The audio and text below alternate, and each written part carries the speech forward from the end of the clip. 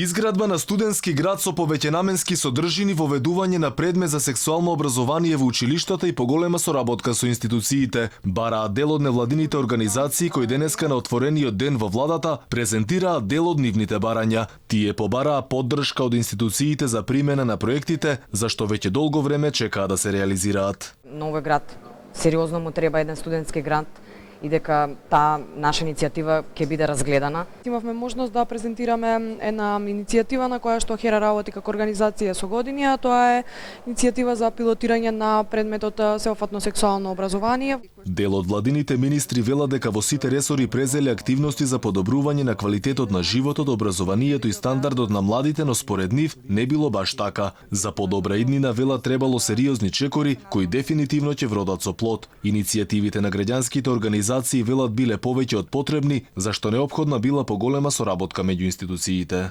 Треба заедничко да ги градиме нашите политики во Министерството за образование и наука, секако дека невладините организации се дел од работната група.